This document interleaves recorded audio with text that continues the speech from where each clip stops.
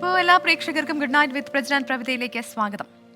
ഒരു വാർത്താ ദിനം കൂടി പൂർത്തിയാവുകയാണ്. അപ്പോഴും വാർത്തയ്ക്ക് മാറ്റം ഏറ്റവും പ്രധാനപ്പെട്ട വാർത്ത കഴിഞ്ഞ കുറേ ദിവസങ്ങളായി നമ്മൾ ചർച്ച ചെയ്യുന്ന വാർത്ത തന്നെയാണ്. ഷിരൂരിലായിരുന്നു ഇന്ന് എല്ലാ മാധ്യമങ്ങളും, 24 മാത്രമല്ല എല്ലാ ദൃശ്യമാധ്യമങ്ങളും മലയാളത്തിലുള്ള മാധ്യമങ്ങളെല്ലാം തന്നെ ഇന്ന് ആ വാർത്തയിൽ തന്നെയാണ് നിന്നത്. ഇന്നൊരു പ്രതീക്ഷയുള്ള ദിവസമായിരുന്നു. പക്ഷേ ഇന്നത്തെ ഏറ്റവും പ്രധാനപ്പെട്ട വാർത്ത എന്ന് പറയുന്നത് കൃത്യമായി അർജുൻ്റെ വാഹനം എവിടെയാണ് എന്നത് സ്പോട്ട് ചെയ്യാൻ സാധിച്ചിട്ടുണ്ട്. അതിൽ 3 സ്പോട്ടുകൾ, അതിൽ ഏറ്റവും പ്രധാനപ്പെട്ട 3ാമത്തെ സ്പോട്ടിനെ കേന്ദ്രീകരിച്ചാണ് ഏറ്റവും പ്രധാനമായ നിർണായകമായ തെരച്ചിൽ നടത്തിയത്. പക്ഷേ അൺഫോർച്ചുനേറ്റ്ലി അവിടുത്തെ വലിയ കാലാവസ്ഥ പ്രതികൂലമായി നിന്നതുകൊണ്ടാണ് നമുക്കിന്ന് ആ വാഹനം പൊക്കിയെടുക്കാനോ അല്ലെങ്കിൽ അതിനകത്ത് അർജുനുണ്ടോ എന്നൊക്കെയുള്ള കാര്യങ്ങളിൽ ഒരു സ്ഥിരീകരണം ഇല്ലാതെ പോയത്.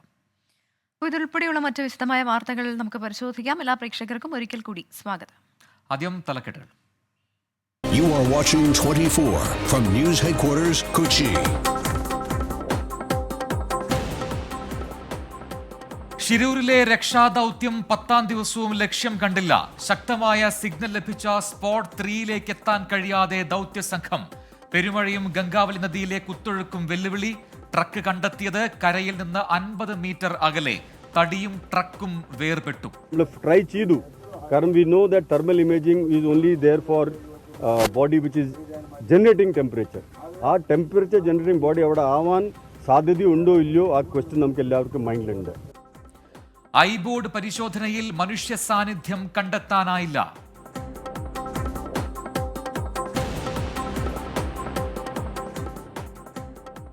ഷിരൂരിൽ രാത്രി ഡ്രോൺ പരിശോധനയില്ല. ഇന്നത്തെ തിരച്ചിൽ അവസാനിപ്പിച്ചു. അപകടം നടന്ന സമയത്ത് അർജുൻ വാഹനത്തിന് പുറത്താണെന്ന സാധ്യതയും തള്ളാൻ കഴിയില്ലെന്ന് Carver SP.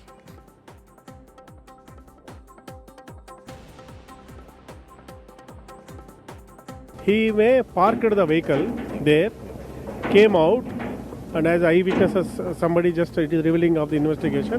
The people who are there, we doesn't know it Arjun or somebody, came to same spot where the tea shop is existed. നാളെയും തിരച്ചിൽ തുടരും. തത്സമയ റിപ്പോർട്ടുകളുമായി 24 വാർത്താ സംഘം.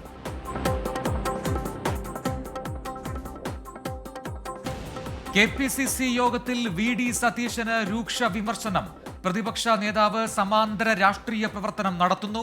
ജില്ലകളുടെ ചുമതലയുള്ള നേതാക്കളെ അറിയിക്കാതെ തീരുമാനങ്ങൾ എടുക്കുന്നുവെന്നും വിമർശനം. ആഭ്യന്തര കാര്യങ്ങൾ വാർത്തയാവുന്നതിന് പിന്നിൽ VD സതീശനെന്നും കുറ്റപ്പെടുത്തൽ.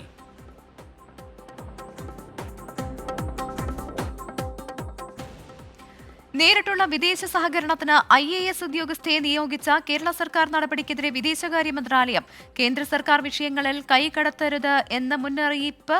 K. വാസുകിയെ നിയമിച്ച ഉത്തരവ് പിൻവലിക്കാൻ കേന്ദ്രം ആവശ്യപ്പെട്ടിട്ടില്ലെന്ന് ചീഫ് സെക്രട്ടറി. സർക്കാർ നടപടി ചോദ്യം ചെയ്ത് ഗവർണറും. ചോദ്യപേപ്പർ ചോർച്ചയിൽ പുനഃപരീക്ഷ വേണ്ടെന്ന സുപ്രീം കോടതി തീരുമാനത്തിന് പിന്നാലെ നീറ്റ് UG പുതുക്കിയ പരീക്ഷാഫലം പ്രസിദ്ധീകരിച്ചു.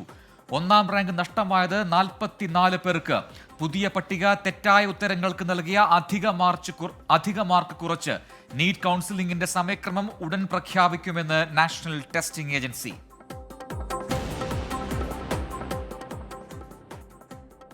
ശക്തമായ കാറ്റിലും മഴയിലും സംസ്ഥാനത്ത് വ്യാപക നാശനഷ്ടം. കോഴിക്കോട് മരം കടപുഴകി വീണ് 4 വീടുകൾ തകർന്നു. കൊയിലാണ്ടിയിൽ മത്സ്യബന്ധനത്തിന് പോയ വള്ളം അപകടത്തിൽപ്പെട്ടു. Wayanad Valad tribal higher secondary സ്കൂളിന്റെ മേൽക്കൂര കാറ്റിൽ പറന്നുപോയി. കൊല്ലം ഭരണിക്കാവ് GMHS സ്കൂളിന് സമീപം മരം കടപുഴകി വീണു. 8 ജില്ലകളിൽ മഴ മുന്നറിയിപ്പ്.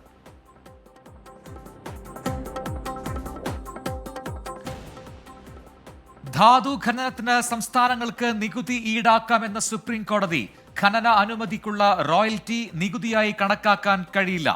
സംസ്ഥാനങ്ങളുടെ അധികാരം പരിമിതപ്പെടുത്താനാകില്ലെന്നും ഭരണഘടനാ ബെഞ്ചിന്റെ സുപ്രധാന വിധി.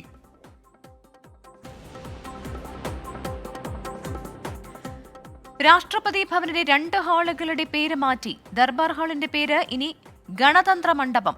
അശോക് ഹാളിന്റെ പേര് അശോക മണ്ഡപം എന്ന് മാറ്റി. ഇന്ത്യയുടെ സംസ്കാരവും മൂല്യവും ഉയർത്തിപ്പിടിക്കാനുള്ള ശ്രമത്തിന്റെ ഭാഗമെന്ന് രാഷ്ട്രപതി ഭവൻ. അരവിന്ദ് കെജ്രിവാളിന് ആശ്വാസമില്ല. മദ്യനയ അഴിമതി കേസിൽ ജുഡീഷ്യൽ കസ്റ്റഡി കാലാവധി അടുത്ത മാസം 8 വരെ നീട്ടി. കേന്ദ്ര ബജറ്റിൽ പ്രതിഷേധം തുടർന്ന് ഇന്ത്യാ സഖ്യം. പാർലമെന്റിൽ ഇന്നും പ്രതിപക്ഷ പ്രതിഷേധം. കേരള തമിഴ്നാട് മുഖ്യമന്ത്രിമാർക്ക് പിന്നാലെ നീതി ആയോഗ് യോഗം ബഹിഷ്കരിക്കാൻ പഞ്ചാബ് മുഖ്യമന്ത്രി ഭഗവന്ത് മന്നു. 24 ഇംപാക്ട്. മലപ്പുറം BP അങ്ങാടി സ്കൂളിൽ അടിസ്ഥാന സൗകര്യങ്ങൾ ഉറപ്പാക്കുമെന്ന് വിദ്യാഭ്യാസ മന്ത്രി വി ശിവൻകുട്ടി. പുതിയ കെട്ടിടത്തിനായുള്ള 4,90,00,000 രൂപയ്ക്ക് പുറമെ ലാബിനായി കൂടുതൽ തുക നൽകുമെന്നും ഉറപ്പ്. 3.9 കോടി രൂപ കിഫി ഫണ്ടിൽ നിന്ന് അനുവദിച്ചിട്ടുണ്ട്. അത് ഒരു 3 ആഴ്ചയ്ക്കകം അതിന്റെ നടപടിക്രമങ്ങൾ പൂർത്തീകരിച്ചു കഴിഞ്ഞാൽ ഉദ്ദേശിക്കുന്ന പോലുള്ള ഒരു നല്ലൊരു ഘട്ടം കിട്ടുന്നതിന് വേണ്ടി അവിടെ കഴിയും. വസതിയിലെത്തി കൂടിക്കാഴ്ച നടത്തിയ വിദ്യാർത്ഥിനികളെ നിലപാട് അറിയിച്ചു. 1 മാസത്തിനുള്ളിൽ തന്നെ പണിയും കാര്യങ്ങളും ആരംഭിക്കാനുള്ളത് ചെയ്യാന്ന് പറഞ്ഞിട്ടുണ്ട്. പിന്നെ ഡയറ്റിന്റെ അവിടെ കിടക്കുന്നത് സ്ഥലം ഞങ്ങൾക്ക് അനുവദിച്ചു തരാന്നുള്ളതും പറഞ്ഞിട്ടുണ്ട്. വിദ്യാഭ്യാസ മന്ത്രിക്ക് നന്ദി അറിയിച്ച് കുട്ടികൾ.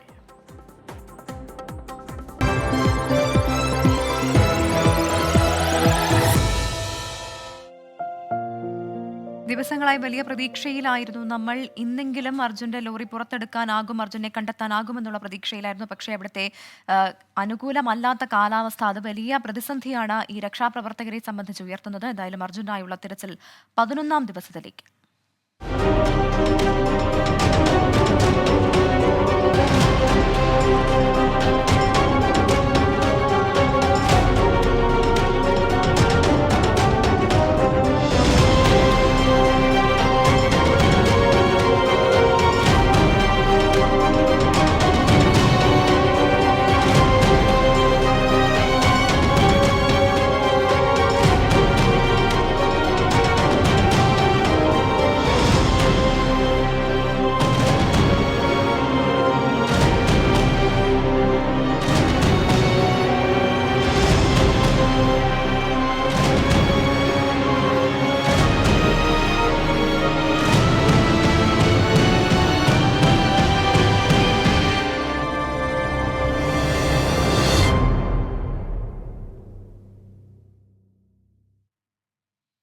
യെസ്, അപ്പോൾ ഏറ്റവും ഒടുവിൽ പുറത്തു വന്ന വാർത്തയിലേക്ക് തന്നെ കടക്കാം. കർണാടകയിലെ ഷിരൂരിൽ അർജുനെ കണ്ടെത്താനുള്ള ഇന്നത്തെ തെരച്ചിൽ അവസാനിപ്പിച്ചിരിക്കുന്നു. ശക്തമായ കാറ്റിനെ തുടർന്ന് രാത്രിയിൽ ഡ്രോൺ സ്റ്റേഷൻ പ്രവർത്തിക്കാൻ കഴിഞ്ഞില്ല. രക്ഷാദൗത്യം 11ാം ദിവസമായ നാളെയും തുടരും. അരുൺ പാറക്കിലാണ് കൂടുതൽ വിശദാംശങ്ങളുമായി ഷിരൂരിൽ നിന്ന് ചേരുന്നത്. അരുൺ, ഇന്നത്തെ ദിവസം ഇപ്പോൾ അവസാനിക്കുമ്പോൾ നമുക്ക് വീണ്ടും നിരാശയാണ് ഫലം. ഇന്ന് കൂടുതൽ വിവരങ്ങൾ ഇത് സംബന്ധിച്ച് പുറത്ത് വന്നിട്ടുണ്ടെന്നും ഞാൻ മനസ്സിലാക്കുന്നുണ്ട്. എന്തൊക്കെ കാര്യങ്ങളാണ് ഇന്ന് ഉന്നത ഉദ്യോഗസ്ഥർ മാധ്യമങ്ങളോട് വെളിപ്പെടുത്തിയത്? ഒപ്പം തന്നെ നാളെ ഏത് തരത്തിലായിരിക്കും ഇനി ഈ തിരച്ചിൽ നടത്തുക? പ്രജിൻ, ഇന്നത്തെ തിരച്ചിൽ അവസാനിപ്പിച്ചിരിക്കുന്നു. ഏറെ പ്രതീക്ഷയോടെ തുടങ്ങിയ തെരച്ചിലായിരുന്നു. പക്ഷേ ഇന്നും 10ാം ദിനവും അർജുനെ കണ്ടെത്താൻ കഴിഞ്ഞില്ല എന്നുള്ളതാണ്. ഈ ഡ്രോൺ ഉപയോഗിച്ചുള്ള പരിശോധനകളൊക്കെ തന്നെ നടന്നു. പക്ഷേ കൃത്യമായ ഒരു വിവരം അർജുൻ എവിടെയാണുള്ളത്, കേബിനുള്ളിലാണോ അതോ അർജുൻ പുറത്താണോ എന്നതിനെക്കുറിച്ച് കൃത്യമായൊരു വിവരം ഇന്നും ഉണ്ടായിട്ടില്ല എന്നതാണ്. 3 ഭാഗങ്ങളായി ഈ ട്രക്ക് കിടക്കുന്നു, 3 ഭാഗങ്ങളിൽ കിടക്കുന്നു എന്നും ഇന്ന് കണ്ടെത്തി. ഈ ട്രക്ക് അർജുൻ്റേതാണെന്നും ഈ ട്രക്കും അതുപോലെ തന്നെ അതിലെ തടികളുമൊക്കെ കണ്ടെത്തി എന്നത് വലിയ പ്രതീക്ഷ നൽകുന്നുണ്ട്. പക്ഷേ അർജുൻ എവിടെ എന്ന ചോദ്യം ഈ 10ാം ദിനവും ബാക്കി നിൽക്കുകയാണ്. എന്തായാലും ഈ അർജുന് വേണ്ടിയുള്ള തെരച്ചിൽ തുടരുകയാണ് പ്രജിൻ. ഇന്നിപ്പോൾ ഈ ഡ്രോൺ ഉപയോഗിച്ചുകൊണ്ടുള്ള പരിശോധനകളൊക്കെ നടത്തി. 3 തവണയാണ് ഈ പരിശോധന നടത്തിയത്. രാത്രിയോടുകൂടി വീണ്ടും പരിശോധന നടത്തുമെന്ന് അറിയിച്ചിരുന്നു. പക്ഷേ പ്രതികൂലമായ കാലാവസ്ഥ, ശക്തമായ മഴ, ശക്തമായ കാറ്റ്, ഒപ്പം നല്ല രീതിയിലുള്ള അടിയൊഴുക്ക്, ഇതൊക്കെ ഈ തെരച്ചിലിന് ദൗത്യത്തിന് അത് ഒരു വിലങ്ങുതടിയാവുന്നു, പ്രതിരോധം സൃഷ്ടിക്കുന്നു എന്നുള്ളതാണ്. ഇത്തരത്തിലുള്ള പ്രതിരോധങ്ങളെയൊക്കെ മറികടന്നുകൊണ്ട് എങ്ങനെയാണ് ഇനി മുന്നോട്ട് പോവുക എന്നത് ഒരു എടുത്തു പറയേണ്ട കാര്യമാണ്. എന്തായാലും പരിശോധന നാളെയും തുടരുമെന്ന് അറിയിച്ചിരിക്കുന്നു.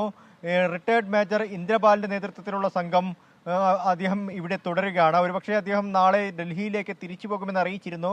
അദ്ദേഹത്തിന്റെ കൂടെ ഉണ്ടായിരുന്ന 4 ഉദ്യോഗസ്ഥരും അവർ ഇവിടെ തന്നെ തങ്ങി, ഇവിടെ തന്നെ ക്യാമ്പ് ചെയ്തുകൊണ്ട് ഈ പരിശോധന വിലയിരുത്തും. വിശദമായ പഠനം ഇതിനെക്കുറിച്ച് നടത്തും. എന്തായാലും അർജുൻ എവിടെയുണ്ട് എന്നതിനെക്കുറിച്ച് കണ്ടെത്തേണ്ടിയിരിക്കുന്നു. ആ പരിശോധനകളിലേക്കാണ് ഇനി കടക്കുന്നത്. നാളെ ഡ്രോൺ ഉൾപ്പെടെയുള്ള പരിശോധനകൾ ആരംഭിക്കുമെന്നും അറിയിച്ചിട്ടുണ്ട്. ഒപ്പം ഈ മുങ്ങൽ വിദഗ്ധരുടെ സേവനം അത് അനിവാര്യമാണ്. പക്ഷേ ജലത്തിൻ്റെ ഒരു കുത്തൊഴുക്ക്, നല്ല രീതിയിലുള്ള ഒരു ഒഴുക്ക് ഈ ഗംഗാവാലി പുഴയിലുണ്ട്. അതുകൊണ്ട് അതിനടിയിലേക്ക് എത്താൻ കഴിയുന്നില്ല. ഈ ഉദ്യോഗസ്ഥരുൾപ്പെടെ പറയുന്നത്, ദൗത്യസംഘത്തിലെ വിദഗ്ധന്മാർ ഉൾപ്പെടെ പറയുന്നത്, ഈ സമയത്ത് ഈ കുത്തൊഴുക്കിൽ നദിക്കടിയിലേക്ക് പോകുന്നത് ആത്മഹത്യാപരമാണെന്നാണ്. അതുകൊണ്ട് ഈ ഒഴുക്ക് എങ്ങനെയെങ്കിലും തടയാൻ, അല്ലെങ്കിൽ കുത്തൊഴുക്ക് തടസ്സപ്പെടുത്താൻ എന്തെങ്കിലും മാർഗമുണ്ടോ എന്നതൊക്കെ ജില്ലാ ഭരണകൂടവും പരിശോധിക്കുന്നുണ്ട്. ഇപ്പോഴും പരിശോധന തുടർന്നുകൊണ്ടേയിരിക്കുന്നു. ഇന്നിപ്പോൾ രാത്രിയോടുകൂടി പ്രതികൂല കാലാവസ്ഥയെ തുടർന്ന് പരിശോധന താൽക്കാലികമായി അവസാനിപ്പിച്ചിരിക്കുന്നു. അർജുൻ എവിടെ എന്ന ചോദ്യം ഈ 10ാം ദിനവും ബാക്കി നിൽക്കുകയാണ്. പ്രജിൻ പ്രവിത. ഏറ്റവും പ്രധാനപ്പെട്ട കാര്യം, ഇന്നിപ്പോൾ നടത്തിയ ഈ തെരച്ചിലിന്റെ സമയത്തൊക്കെ ഏറ്റവും ഒടുവിൽ ഈ മാധ്യമങ്ങളെ അധികൃതർ കണ്ടപ്പോൾ പറഞ്ഞ ചില കാര്യങ്ങളുണ്ടല്ലോ. അതിൽ ഏറ്റവും പ്രധാനപ്പെട്ടത് 50 മീറ്റർ മാറിയിട്ടാണ് ഇപ്പോൾ ഈ സ്പോട്ട് കേന്ദ്രീകരിച്ചിരിക്കുന്നത്. ആ സ്പോട്ടിൽ തന്നെയാണ് വാഹനം ഉള്ളതെന്ന് ഏറെക്കുറെ ഉറപ്പിച്ചിട്ടുണ്ട്. അതിൽ മനുഷ്യ സാന്നിധ്യം ഉണ്ടോ എന്നതിൽ ഒരു കൺക്ലൂഷൻ ആയിട്ടുമില്ല. അപ്പോൾ ഈ 50 മീറ്റർ ഇങ്ങനെ നീങ്ങി വരാൻ കാരണം എന്താണ്? ഇത്രയും വലിയ വാഹനം, തടി കയറ്റിയ വാഹനം, ഇതൊക്കെ ഇത്രമാത്രം ദൂരത്തേക്ക് നീങ്ങി വരുമോ എന്ന സ്വാഭാവികമായ ചോദ്യം ഉണ്ടായിരുന്നു. അതിന് എന്ത് മറുപടിയാണെന്ന് അധികൃതർ നൽകിയത്? ഒപ്പം ഇന്ന് രാത്രി നടത്താനിരുന്ന ഈ ഡ്രോൺ പരിശോധന അത് നാളെ അതുപോലെ തുടരും എന്നാണോ? പ്രജിൻ, നാളെ വീണ്ടും ഈ പരിശോധന തുടരും, ഡ്രോൺ പരിശോധന തുടരുമെന്നാണ് അറിയാൻ കഴിഞ്ഞത്. അതിരാവിലെ തന്നെ ഈ പരിശോധന തുടരാനാണ് ഈ ദൗത്യസംഘത്തിന്റെ തീരുമാനം. പക്ഷേ ഇപ്പോഴും പ്രജിൻ മഴ തുടരുകയാണ്. ശിരൂർ മേഖലയിലൊക്കെ ശക്തമായ മഴ, അതിശക്തമായ കാറ്റ് ഇപ്പോഴും തുടരുകയാണ്. അതിനെയൊക്കെ പ്രതിരോധിച്ചുകൊണ്ട് എങ്ങനെയാണ് ഈ ദൗത്യം മുന്നോട്ട് കൊണ്ടുപോവുക എന്നത് പ്രധാനമായ പ്രശ്നമാണ്. ഈ കാറ്റിന്, ഈ പ്രതികൂല കാലാവസ്ഥയെ അതിജീവിച്ചുകൊണ്ട് ഈ ദൗത്യം മുന്നോട്ട് കൊണ്ടുപോകണമെന്നതാണ് ഏറ്റവും ദുഷ്കരമായ കാര്യം. തെരച്ചിൽ നാളെയും തുടരും. ഒപ്പം ഈ അർജുൻ്റെ ലോറി 50 മീറ്റർ അകലെ എന്നാണ് കാണിക്കുന്നത്. ആ സ്പോട്ട് കൃത്യമായി ലൊക്കേറ്റ് ചെയ്തിട്ടുണ്ട്. അത് അർജുൻ്റെ ലോറിയാണെന്ന് കണ്ടെത്തിയിട്ടുണ്ട്. പക്ഷേ ക്യാബിൻ എവിടെ എന്നത് ഇപ്പോഴും ഒരു ചോദ്യചിഹ്നമായി നിലനിൽക്കുന്നു. 3 സ്ഥലത്ത് 3 പാർട്ടായിട്ടാണ് ഈ ലോറി ഈ നദിക്കതിയിൽ കിടക്കുന്നതെന്ന് ഉദ്യോഗസ്ഥർ വിശദീകരിച്ചിരുന്നു. ക്യാബിൻ ഏത് ഭാഗത്താണെന്ന് കണ്ടെത്തേണ്ടിയിരിക്കുന്നു. വിശദമായൊരു പരിശോധന, ഒരു ഡ്രോൺ പരിശോധന നടത്തേണ്ടതുണ്ട്. ചിത്രങ്ങൾ ശേഖരിക്കേണ്ടതുണ്ട്. പക്ഷേ പ്രതികൂലമായ കാലാവസ്ഥ ഇതിനൊക്കെ ഒരു തടസ്സം സൃഷ്ടിക്കുന്നു. അല്ലെങ്കിൽ ഏകദേശം ഇന്ന് ഉച്ചയോടുകൂടി തന്നെ ഈ പ്രവർത്തനങ്ങളൊക്കെ പൂർത്തിയാവേണ്ടതാണ്. പക്ഷേ നല്ല മഴയും നല്ല കാറ്റും ഈ പ്രദേശത്തുണ്ടായിരുന്നു. ഈ ഉദ്യോഗസ്ഥർക്ക് നിൽക്കാൻ പോലും കഴിയാത്തത്ര രീതിയിലുള്ള അതിഭയാനകമായ, അതിഭീകരമായ ഒരു കാറ്റാണ് ഈ പ്രദേശത്തെ വീശിക്കൊണ്ടിരിക്കുന്നത്. ഒപ്പം ഈ ശിരൂർ കുന്ന് വീണ്ടും താഴേക്ക് പതിക്കാനുള്ള, അല്ലെങ്കിൽ മണ്ണിടിയാനുള്ള ഒരു സാധ്യതകളൊക്കെയുണ്ട്. മലമുകളിൽ നിന്ന് ഇപ്പോഴും വെള്ളം ഇങ്ങനെ താഴേക്ക് വന്നുകൊണ്ടിരിക്കുകയാണ്. അപ്പോൾ അതിനെയൊക്കെ പ്രതിരോധിച്ചുകൊണ്ട് ഈ പ്രതികൂല കാലാവസ്ഥയൊക്കെ അതിജീവിച്ചുകൊണ്ട് എങ്ങനെയാണ് ഈ തെരച്ചിൽ തുടരുക എന്നത് പ്രധാനപ്പെട്ട കാര്യമാണ്. മറ്റൊന്ന്, ഇന്ന് രാത്രിയോടെ ഉണ്ടായ തെരച്ചിലിൽ, രാത്രിയോടെ തുടങ്ങിയ തെരച്ചിലിൽ കൂടുതൽ കാര്യങ്ങൾ, കൂടുതൽ വ്യക്തതകൾ വന്നിരിക്കുന്നു. അവിടെ ഒരു ചായക്കട ഉണ്ടായിരുന്നു. ആ ചായക്കടയുടെ പാത്രങ്ങളും മറ്റുള്ള അവശിഷ്ടങ്ങളും അവിടെ നിന്ന് ലഭിച്ചു എന്ന് പറയുന്നുണ്ട്. 8 പേർ ആ ചായക്കടയിൽ ഈ സമയം ഭക്ഷണം കഴിച്ചിരുന്നു എന്നാണ് ഒടുവിൽ കണ്ടെത്തിയിരിക്കുന്നത്. ഒരുപക്ഷെ ആ 8 പേരിൽ അർജുനുണ്ടോ എന്ന ഒരു സംശയവും ഈ വിദഗ്ധ സംഘം, ഈ ദൗത്യസംഘം അത്തരത്തിലുള്ളൊരു സംശയവും പ്രകടിപ്പിക്കുന്നുണ്ട്. അങ്ങനെയെങ്കിൽ ഈ 8 പേരും ആ മണ്ണിനടിയിൽ പോയോ എന്ന കാര്യം പരിശോധിക്കുകയാണ്. എന്തായാലും അത്തരത്തിൽ മണ്ണ് നീക്കിക്കൊണ്ടുള്ള ഒരു പരിശോധന, ഒരു മരം, അവിടെ ഒരു വലിയ മരമുണ്ടായിരുന്നു, ആ മരത്തിൻ്റെ അവശിഷ്ടങ്ങളും അതുപോലെ തന്നെ ഈ ചായക്കടയിലെ അവശിഷ്ടങ്ങളും അവിടെ കണ്ടെത്തിയിട്ടുണ്ട്. ഈ ചായക്കടയിൽ ആൾതാമസം, അതായത് ആ ചായക്കടയിലെ കുടുംബത്തിലെ 5 പേർ ആ കടയിൽ തന്നെ അന്ന് രാത്രി കഴിഞ്ഞിരുന്നു എന്നാണ് പുറത്തു വന്ന വിവരം. അങ്ങനെയെങ്കിൽ അവരൊക്കെ എവിടെ എന്നൊരു ചോദ്യം ഇപ്പോഴും ബാക്കിയായി നിൽക്കുകയാണ്.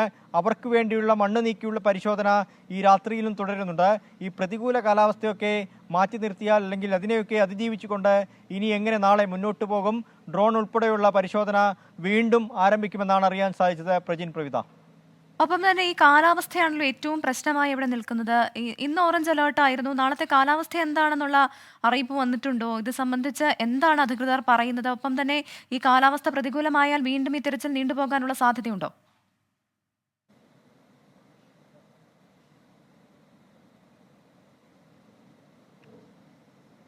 പ്രവിത, ഈ നദിക്കടിയിൽ നിന്ന് ഈ ട്രക്കിനെ പുറത്തെത്തിക്കണം. ഈ ട്രക്കിൻ്റെ ലൊക്കേഷൻ കണ്ടെത്തി, അത് അർജുൻ്റേതെന്നും കണ്ടെത്തി. പക്ഷേ 3 പാർട്ടുകളായാണ്, 3 ഭാഗങ്ങളായാണ് ഈ നദിക്കടിയിൽ ഈ ട്രക്ക് കിടക്കുന്നത് എന്നാണ് മനസ്സിലാക്കുന്നത്. അതും 5 മീറ്റർ ആഴത്തിൽ മണ്ണിനടിയിൽ പുതഞ്ഞ നിലയിൽ, അതായത് മണ്ണിനടിയിൽ താഴ്ന്നിറങ്ങിയ നിലയിലാണ് ഈ വാഹനത്തിൻ്റെ അവശിഷ്ടങ്ങൾ കിടക്കുന്നതെന്ന് പറയുന്നു. ഒപ്പം അർജുൻ്റെ വാഹനത്തിലെ തടി ആ വാഹനത്തിൽ നിന്ന് വേർവിട്ടു പോയി. ആ വാഹനത്തിൽ തടി 6 കിലോമീറ്റർ അപ്പുറത്ത് 4 കഷ്ണങ്ങൾ കണ്ടെത്തിയെന്ന വിവരങ്ങളൊക്കെ തന്നെ പുറത്തു വന്നു. ഈ മണ്ണിനടിയിൽ നിന്ന് ഈ വാഹനത്തെ കയറ്റുക, അതിൻ്റെ ക്യാബിൻ കണ്ടുപിടിച്ച് ആ ക്യാബിനിൽ ഈ അർജുൻ ഉണ്ടോ എന്ന കാര്യം പരിശോധിക്കുക, ഇതൊക്കെ ദുഷ്കരമായ കാര്യമാണ്. ഈ കാലാവസ്ഥയെ അതിജീവിക്കേണ്ടിയിരിക്കുന്നു. ഈ പ്രതികൂലമായ കാലാവസ്ഥയാണ്. ഒപ്പം ശക്തമായ അടിയൊഴുക്ക്, അക്കാര്യമാണ് എടുത്തു പറയേണ്ട ഒരു കാര്യം. കാരണം ഈ വനമേഖലയിൽ നല്ല മഴയുണ്ട്. ഈ ഗംഗാവാലി പുഴയുടെ ജലനിരപ്പ് ഉയർന്നുകൊണ്ടിരിക്കുകയാണ്. ഈ അടിയൊഴുക്ക് രൂക്ഷമാവുകയാണ്. ഈ അടിയൊഴുക്ക് സമയത്ത് ഈ മുങ്ങൽ വിദഗ്ധരുടെ ഒരു തെരച്ചിൽ അതത്ര പ്രായോഗികമല്ല, അതത്ര എളുപ്പമല്ല. അപ്പോൾ അതിനെയൊക്കെ അതിജീവിച്ചുകൊണ്ടുള്ള ഒരു പദ്ധതി നാളേക്ക് തയ്യാറാക്കിയിട്ടുണ്ട്. നാളെ എന്തായാലും ശക്തമായ മഴ പെയ്യുമെന്നാണ് അറിയിച്ചിരിക്കുന്നത് ഈ മേഖലയിൽ. ആ മഴയൊക്കെ അതിജീവിച്ചുകൊണ്ട് എങ്ങനെയായിരിക്കും തെരച്ചിലെന്നത് പ്രധാനമായ ഒരു ഘടകമാണ്. ഒരുപക്ഷെ പകൽ സമയം അല്ലെങ്കിൽ രാവിലെ സമയങ്ങളിൽ ഈ മഴ മാറി നിൽക്കുകയാണെങ്കിൽ തെരച്ചിൽ കുറച്ചുകൂടി സുഗമമായി നടക്കും. വെളിച്ചക്കുറവ്, ആ പ്രശ്നങ്ങളൊക്കെ മാറി നിൽക്കുകയാണെങ്കിൽ ഈ തെരച്ചിലൊക്കെ കുറച്ചുകൂടി സുഗമമായി നടക്കും. പക്ഷേ മഴ ശക്തമായാൽ ഈ തെരച്ചിൽ വീണ്ടും നീണ്ടുപോകാനുള്ളൊരു സാധ്യതയും കാണുന്നുണ്ട്.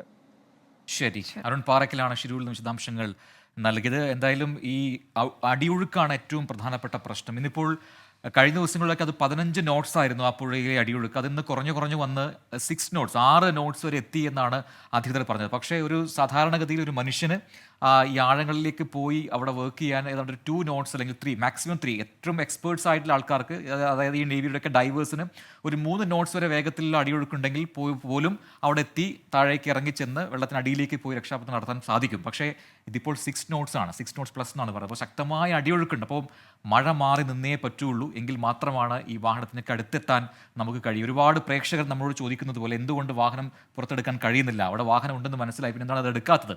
അപ്പോൾ അതിൻ്റെ ഭാരം, മറ്റൊന്ന് ഭാരം വലിയ പ്രശ്നമില്ല, കാരണം അത്രയും വലിയ എക്യുപ്മെന്റ്സ് ഉണ്ട്. പക്ഷേ ഈ അടിയൊഴുക്കാണ്, താഴേക്ക് പോയി മാത്രമല്ല ഇത് ചെളിയിൽ പുതഞ്ഞു കിടക്കുകയാണ്. അപ്പോൾ ചെളി മാറ്റി വേണം ഇത് പുറത്തെത്തിക്കാൻ. മാത്രമല്ല അതിൽ എത്രത്തോളം വിസിബിലിറ്റി ഉണ്ടെന്നുള്ള കാര്യവും കൂടി അത് അധികൃതർ പരിശോധിക്കുന്നുണ്ട്. കാരണം ഈ ലോറിയുടെ അടുത്തെത്തി അതിൽ ഈ പറയുന്ന സാധനങ്ങൾ ഘടിപ്പിച്ചത് പുറത്തേക്ക് എടുക്കുക എന്ന് പറയുന്നത് അത്ര എളുപ്പമുള്ള കാര്യമല്ല. നമ്മൾ അതെ, അതാണ് ആദ്യം ഉറപ്പാക്കേണ്ടത്. ക്യാബിൻ എവിടെയാണെന്ന് കറക്റ്റായി കണ്ടെത്തി അതിനുള്ളിൽ അർജുൻ ഉണ്ടോ എന്ന് അറിയണം. അങ്ങനെയെങ്കിൽ അർജുനെ ആദ്യം പുറത്തെടുക്കണം, എന്നിട്ടാകും ആ ലോറി ഉയർത്തുക എന്നാണ് മനസ്സിലാക്കുന്നത്. തീർച്ചയായിട്ടും. എന്തായാലും മലയാളിയായ മുൻ മേജർ ജനറൽ എം ഇന്ദ്രപാൽ നേതൃത്വത്തിലുള്ള ഡ്രോൺ പരിശോധനയാണ് ഇന്ന് നടന്നത്. അവിടെ വലിയ നിർണായകമായ വിവരങ്ങൾ അതിൽ ലഭിക്കുകയും ചെയ്തു. എന്നാൽ ഗംഗാവാലി പുഴയിൽ ലോറിയുടെ ക്യാബിന്റെ സ്ഥാനം സ്ഥിരീകരിക്കാൻ കഴിഞ്ഞിട്ടില്ല. ശക്തമായ അടിയൊഴുക്ക് കാരണം പുഴയിൽ ഇറങ്ങാനുള്ള മുങ്ങൽ വിദഗ്ധരുടെ നീക്കം പരാജയപ്പെടുകയായിരുന്നു. ഇതോടെ പരിശോധനയുടെ അടുത്ത ഘട്ടം അനിശ്ചിതത്വത്തിലായി.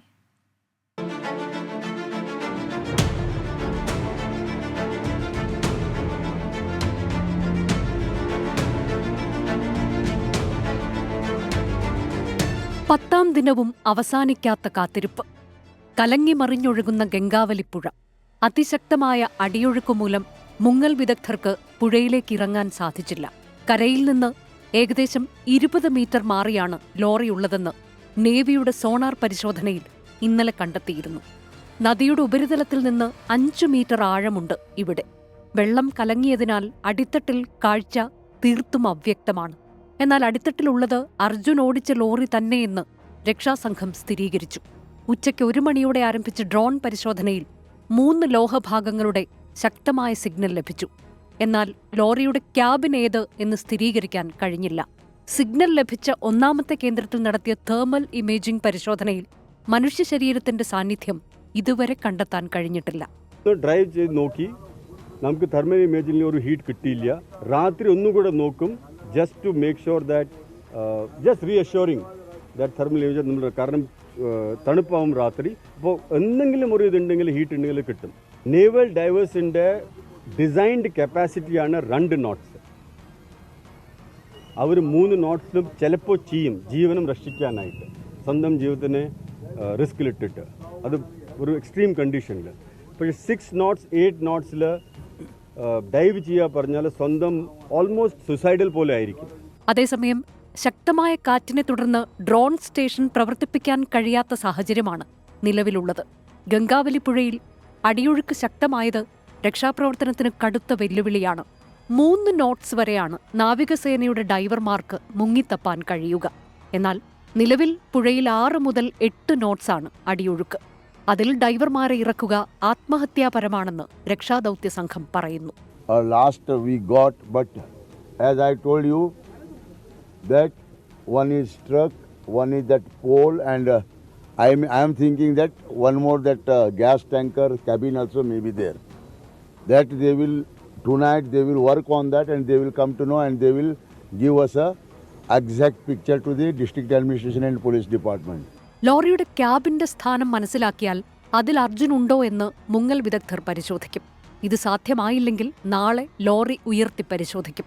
എല്ലാ രീതിയിലുമുള്ള തെരച്ചിൽ തുടരുമെന്നും കണ്ടെത്തിയ 3 കേന്ദ്രങ്ങളിലും തെരച്ചിൽ ഊർജിതമാക്കാനാണ് തീരുമാനമെന്നും MK രാഘവൻ MP. എന്നാൽ അത് സംബന്ധിച്ച് ഡിസ്ട്രിക്ട് കലക്ടർ നാളെ തീരുമാനം അറിയിക്കും. തുടർന്ന് MLA സൂചിപ്പിച്ച പോലെ തുടർന്ന് അങ്ങോട്ട് എല്ലാ രീതിയിലുമുള്ള അന്വേഷണം, പരിശോധന, സെർച്ചിങ് എല്ലാം തുടർന്ന് നടത്തും എന്നാണ് ഇന്നിവിടെ പറഞ്ഞിട്ടുള്ളത്. അപകട സമയത്ത് അർജുൻ വഴിയോരത്തെ ഹോട്ടലിൽ ഉണ്ടായിരുന്നതായി സംശയമുണ്ടെന്ന് കാർവാർ SP M. നാരായണ 24-നോട് പ്രതികരിച്ചു. After this landslide, he may parked the vehicle there, came out, and as eyewitnesses, somebody just, it is revealing of the investigation, the people who are there, we doesn't know it Arjun or somebody, came to same spot as where the tea shop is existed. So they told that lady who has died here, told somebody that 8 passengers came and they ordered for dosa. അതേസമയം രക്ഷാസംഘത്തിന്റെ നീക്കങ്ങൾ ശരിയായ ദിശയിലെന്ന് അർജുന്റെ ബന്ധു പറഞ്ഞു. പ്രവർത്തികളെല്ലാം തൃപ്തനാണ്. ഞങ്ങൾ family ഞാനും family എല്ലാവരും ഇപ്പോൾ നടക്കുന്ന പ്രവർത്തനങ്ങളെല്ലാം തൃപ്തനാണ്. ആദ്യം നമുക്ക് വളരെ പ്രയാസം ഉണ്ടായിരുന്നെങ്കിലും കൂടിയിട്ടും പിന്നീട് അത് അവരുടെ ഭാഗത്തു നിന്ന് നല്ല സഹകരണം, ഇപ്പം പൂർണ്ണ തൃപ്തം തന്നെയാണ്. നാളെ 11ാം ദിവസവും തിരച്ചിൽ തുടരും. കാലാവസ്ഥയും പുഴയിലെ സാഹചര്യവും അനുകൂലമായാൽ നാളെ ലക്ഷ്യത്തിലേക്കെത്താൻ കഴിഞ്ഞേക്കും. ടീം 24 ഷിരൂർ. അപ്പോൾ ഷിരൂരിൽ ഇങ്ങനെയൊക്കെ നടക്കുമ്പോൾ ആ കുടുംബത്തിൻ്റെ സ്ഥിതി എന്താണെന്ന് അന്വേഷിക്കുന്നവരും കുറവല്ല. നമ്മുടെ പ്രേക്ഷകർ ഒരു വലിയ ഭാഗം അവരെക്കുറിച്ച് ചോദിക്കുന്നുണ്ട്.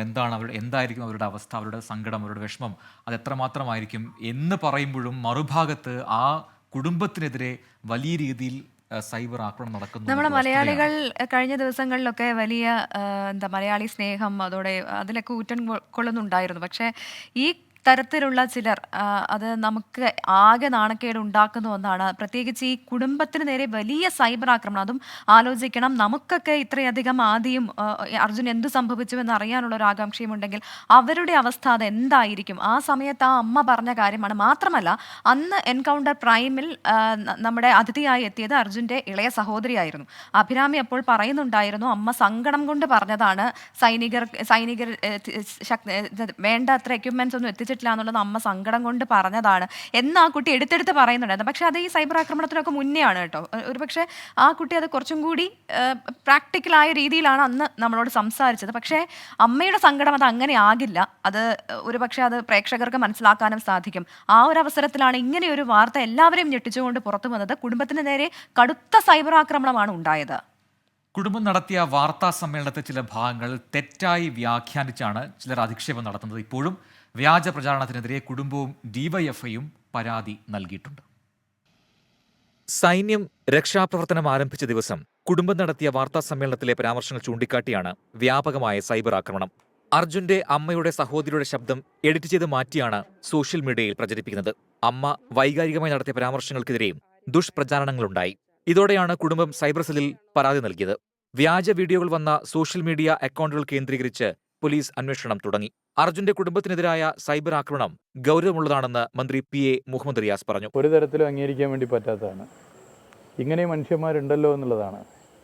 ഇങ്ങനെ മാനസികമായി പ്രയാസം അനുഭവിക്കുന്ന ആ കുടുംബത്തിന് നേരെ ഈ നിലയിലേക്ക് ഉള്ള ഒരു ചെയ്തിക്ക് തയ്യാറാകുന്നവരെ നിയമത്തിന്റെ മുമ്പിൽ കൊണ്ടുവരണം. അത് ആ നിലയിൽ തന്നെ വളരെ ഗൗരവത്തിൽ ആ വിഷയം കൈകാര്യം ചെയ്യും. അർജുന്റെ കുടുംബത്തിനെതിരായ വിദ്വേഷ പ്രചാരണത്തിനെതിരെ ഡിവൈഎഫ്ഐയും രംഗത്തെത്തി. ഡിവൈഎഫ്ഐ കോഴിക്കോട് ജില്ലാ കമ്മിറ്റി സിറ്റി പോലീസ് കമ്മീഷണർക്ക് പരാതി നൽകി. തെരച്ചിലിന്റെ 10ാം ദിവസത്തിലും പ്രതീക്ഷ കൈവിടാതെ അർജുനായി കാത്തിരിക്കുകയാണ് ഒരു നാടെന്നാകെ. 24 കോഴിക്കോട്.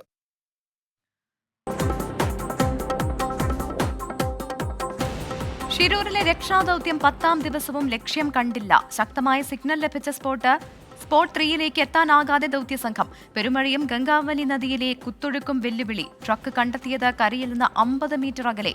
തടിയും ട്രക്കും വേർപെട്ടു. തെർമൽ ഇമേജിംഗ് നമ്മൾ ട്രൈ ചെയ്തു. കാരണം we know that thermal imaging is only there for body which is generating temperature. ആ ടെമ്പറേച്ചർ ജനറേറ്റിംഗ് ബോഡി അവിടെ ആവാൻ സാധ്യതയുണ്ടോ ഇല്ലയോ ആ ക്വസ്റ്റ്യൻ നമുക്ക് എല്ലാവർക്കും മൈൻഡിലുണ്ട്. ഐബോർഡ് പരിശോധനയിൽ മനുഷ്യ സാന്നിധ്യം കണ്ടെത്താനായില്ല. ഷിരൂരിൽ രാത്രി ഡ്രോൺ പരിശോധനയില്ല. ഇന്നത്തെ തിരച്ചിൽ അവസാനിപ്പിച്ചു. അപകടം നടന്ന സമയത്ത് അർജുൻ വാഹനത്തിന് പുറത്താണെന്ന സാധ്യതയും തള്ളാൻ കഴിയില്ലെന്ന് Karwar SP. He may parked the vehicle there, came out, and as eyewitnesses, somebody just it is revealing of the investigation. The people who are there, we doesn't know it Arjun or somebody, came to same spot where the tea shop is existed. നാളെയും തെരച്ചിൽ തുടരും. തത്സമയ റിപ്പോർട്ടുകളുമായി 24 വാർത്താ സംഘം ഷിരൂരിൽ.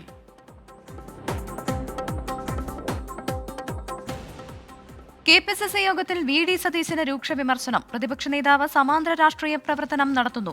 ജില്ലകളുടെ ചുമതലയുള്ള നേതാക്കളെ അറിയിക്കാതെ തീരുമാനങ്ങൾ എടുക്കുന്നുവെന്നും വിമർശനം. ആഭ്യന്തര കാര്യങ്ങൾ വാർത്തയാകുന്നതിന് പിന്നിൽ VD സതീശനെന്നും കുറ്റപ്പെടുത്തൽ.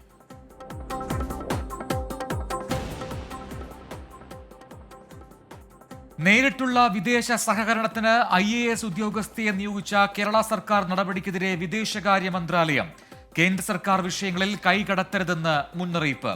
K. വാസുകിയെ നിയമിച്ച ഉത്തരവ് പിൻവലിക്കാൻ കേന്ദ്രം ആവശ്യപ്പെട്ടിട്ടില്ലെന്ന് ചീഫ് സെക്രട്ടറി. സർക്കാർ നടപടി ചോദ്യം ചെയ്ത് ഗവർണറും.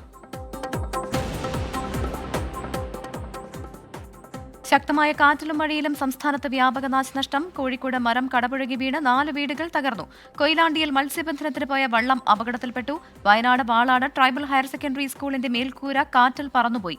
കൊല്ലം ഭരണിക്കാവ് JMHS സ്കൂളിന് സമീപം മരം കടപുഴകി വീണു. 8 ജില്ലകളിൽ മഴ മുന്നറിയിപ്പ്.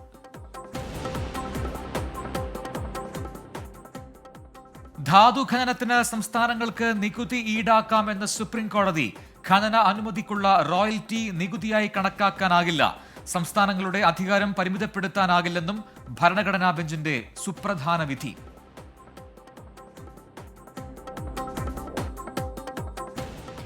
രാഷ്ട്രപതി ഭവനിലെ 2 ഹാളുകളുടെ പേര് മാറ്റി. ദർബാർ ഹാളിന്റെ പേര് ഇനി ഗണതന്ത്ര മണ്ഡപം. അശോക് ഹാളിന്റെ പേര് അശോക മണ്ഡപം എന്ന് മാറ്റി. ഇന്ത്യയുടെ സംസ്കാരവും മൂല്യവും ഉയർത്തിപ്പിടിക്കാനുള്ള ശ്രമത്തിന്റെ ഭാഗമെന്ന് രാഷ്ട്രപതി ഭവൻ.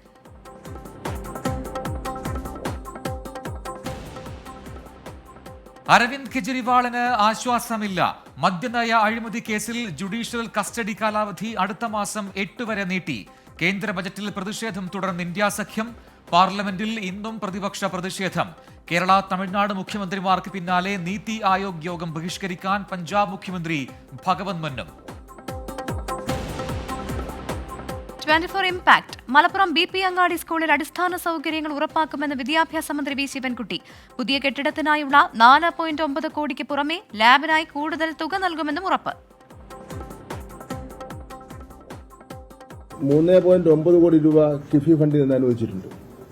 അത് ഒരു 3 ആഴ്ചയ്ക്കകം അതിന്റെ നടപടിക്രമങ്ങൾ പൂർത്തീകരിച്ചു കഴിഞ്ഞാൽ ഉദ്ദേശിക്കുന്ന പോലുള്ള ഒരു നല്ലൊരു ഘട്ടം കിട്ടുന്നതിന് വേണ്ടി ഇവിടെ കഴിയും. വസതിയിലെത്തി കൂടിക്കാഴ്ച നടത്തിയ വിദ്യാർത്ഥികളെ നിലപാടറിയിച്ചു. 1 മാസത്തിനുള്ളിൽ തന്നെ പണിയും കാര്യങ്ങളും ആരംഭിക്കാനുള്ളത് ചെയ്യാന്ന് പറഞ്ഞിട്ടുണ്ട്. പിന്നെ ഡയറ്റിന്റെ അവിടെ കിടക്കുന്നത് സ്ഥലം ഞങ്ങൾക്ക് അനുവദിച്ചു തരാന്നുള്ളതും പറഞ്ഞിട്ടുണ്ട്. വിദ്യാഭ്യാസ മന്ത്രിക്ക് നന്ദിയെന്ന് കുട്ടികൾ.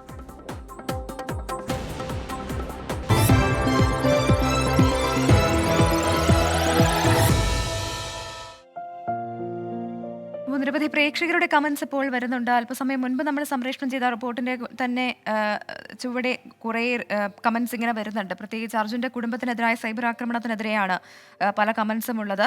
അതിൽ റീന സതീശൻ പറയുന്നുണ്ട്, പ്രജൻ പ്രവിത, ഇങ്ങനെയും ചില മനോരോഗികൾ കഷ്ടമെന്നല്ലാതെ ഇവന്മാരോട് എന്ത് പറയാനാണ് എന്ന് ചോദിക്കുന്നു. അതോടൊപ്പം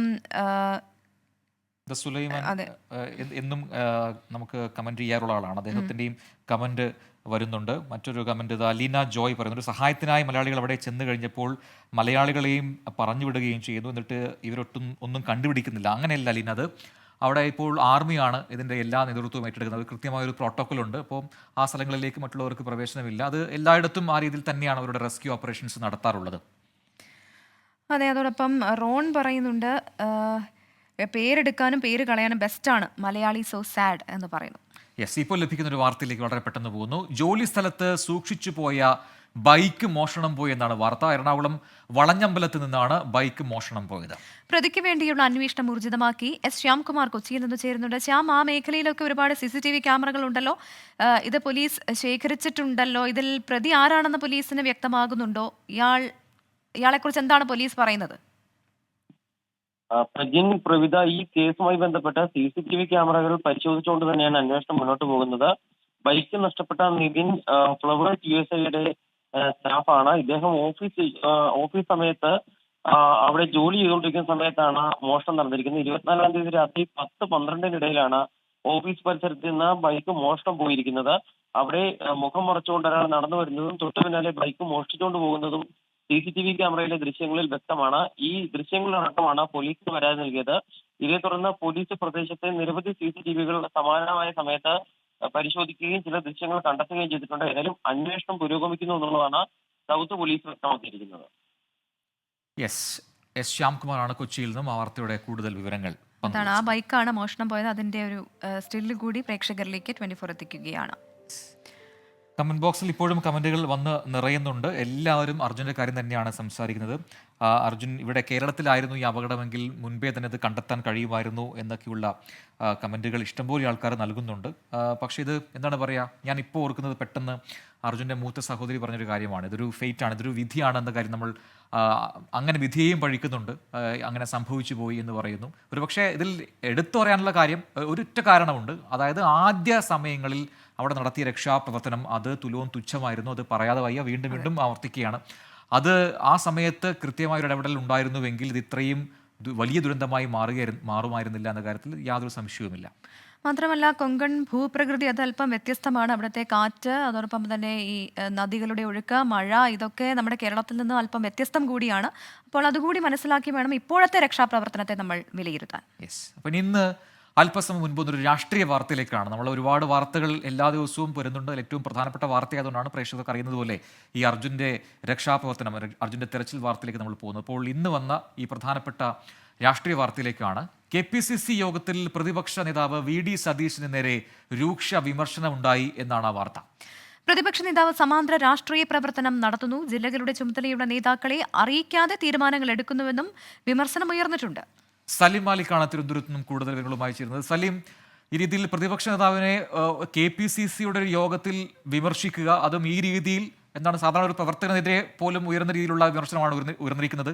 എന്താണ് അത്, ആര് ഉയർത്തി, അതിൽ എന്തൊക്കെ ചർച്ചകൾ നടന്നു, അത്തരം വിവരങ്ങളൊക്കെ പുറത്തു വരുന്നുണ്ടോ?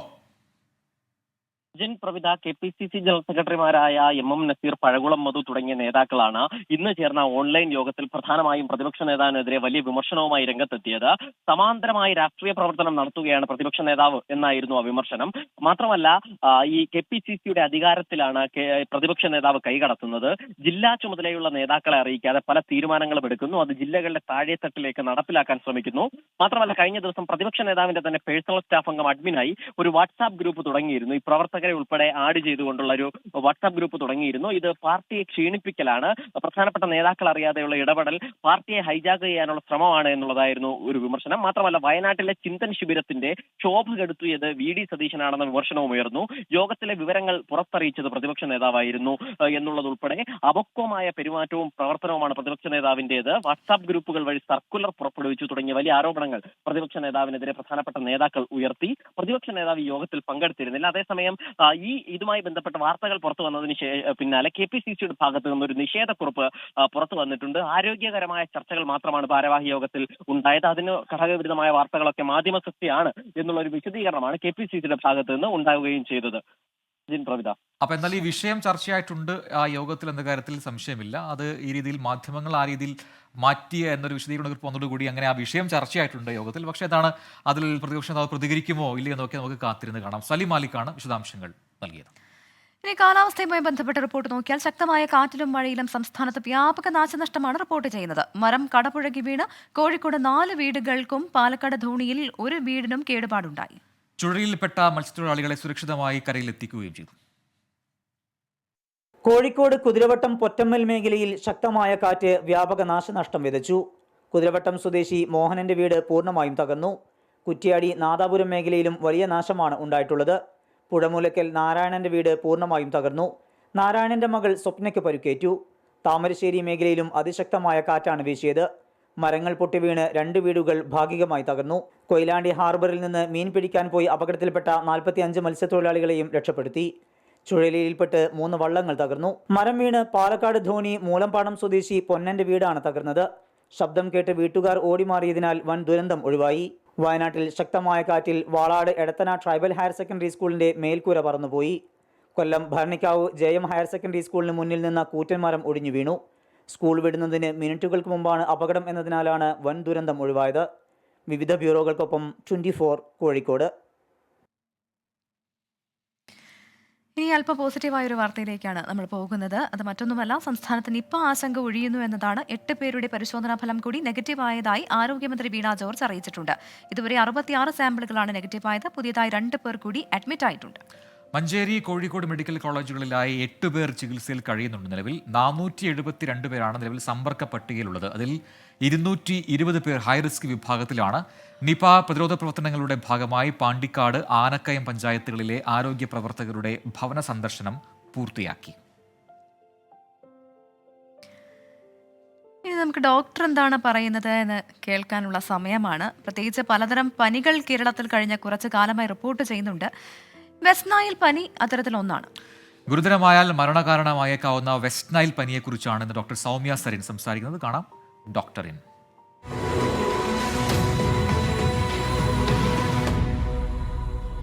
ഇന്ന് നമ്മൾ പനി കേസുകളുടെ കാരണങ്ങൾ നോക്കുമ്പോൾ കേൾക്കുന്ന ഒരു പേരാണ് വെസ്റ്റ് നൈൽ പനി അല്ലെങ്കിൽ വെസ്റ്റ് നൈൽ ഫീവർ.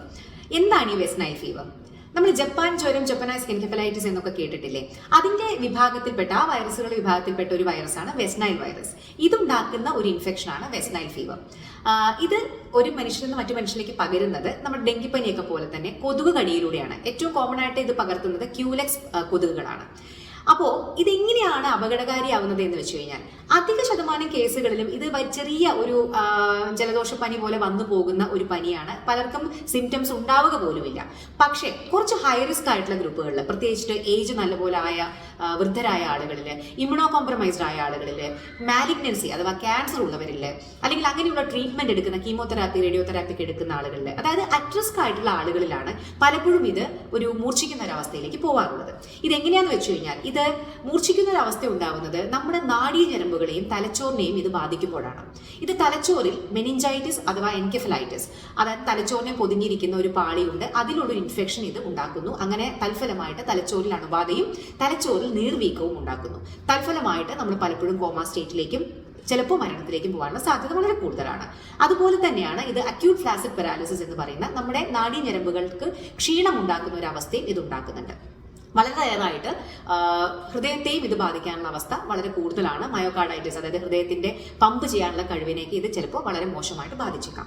സോ ഇങ്ങനെയുള്ള കേസുകളിലാണ് ഇത് വളരെ മോശമായിട്ടുള്ള അവസ്ഥയിലേക്കും അതുപോലെ തന്നെ ഒരു മരണത്തിലേക്കും ഒക്കെ എത്തിപ്പെടുന്നത്. ഇതിന്റെ ട്രീറ്റ്മെന്റ് എന്ന് പറഞ്ഞു കഴിഞ്ഞാൽ അധികവും ഇത് സപ്പോർട്ടീവ് ട്രീറ്റ്മെന്റ് ആണ്. ഇതിന് ഇന്ന മരുന്ന് എന്ന് പറഞ്ഞ് കൊടുക്കാനുള്ള മരുന്നുകളില്ല. പക്ഷേ സപ്പോർട്ടീവാണ്. പ്രധാനമായിട്ടും ഇത് സപ്പോർട്ടീവ് ട്രീറ്റ്മെന്റ് ആണ് നമ്മൾ ഇതിന് കൊടുക്കുന്നത്. ഇതിന്റെ പ്രിവെൻഷൻ എന്ന് പറയുന്നത് കൊതുക് നിവാരണം തന്നെയാണ്. ഡെങ്കിപ്പനിയൊക്കെ പറയുന്ന പോലെ തന്നെ കൊതുക് നിവാരണവും പിന്നെ കൊതുകുകടി കൊള്ളാതിരിക്കാനുള്ള പേഴ്സണൽ പ്രൊട്ടക്റ്റീവ് എക്യുപ്മെന്റ്സിന്റെ ഉപയോഗവുമാണ് ഇതിന്റെ ഏറ്റവും നല്ല പ്രിവെൻഷൻ.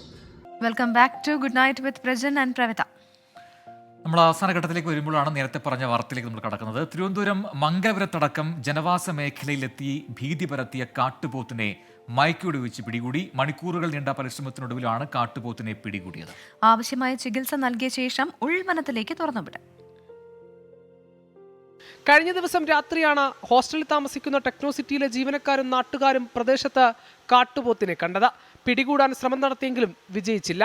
IT ജീവനക്കാരും വിദ്യാർത്ഥികളും ആശങ്കയറിയിച്ചതോടെ വനംവകുപ്പ് മന്ത്രി AK ശശീന്ദ്രനും ഉദ്യോഗസ്ഥരുമായി ചർച്ച നടത്തി മയക്കുവെടി വെച്ച് പിടികൂടാൻ തീരുമാനമെടുത്തു. ടെക്നോസിറ്റിയുടെ പരിസര പ്രദേശത്തെ ഉൾക്കാട്ടിലേക്ക് മറഞ്ഞ കാട്ടുപോത്ത് ഇന്ന് രാവിലെ വീണ്ടും ജനവാസ മേഖലയിലെത്തി. പാലോട് വനമേഖലയിൽ നിന്ന് 12 കിലോമീറ്റർ അകലെയുള്ള പിരപ്പൻകോട്ടെ സ്വകാര്യ വ്യക്തിയുടെ പുരയിടത്തിലാണ് കാട്ടുപോത്തിനെ കണ്ടത്. വിവരമറിഞ്ഞെത്തിയ വനംവകുപ്പ് ഉദ്യോഗസ്ഥർ കാട്ടുപോത്തിനെ പിടികൂടാനായി 12 മണിയോടെ ആദ്യ മയക്കുവെടി വെച്ചു. മയക്കുവെടിയേറ്റ പോത്ത് വിരണ്ടോടി.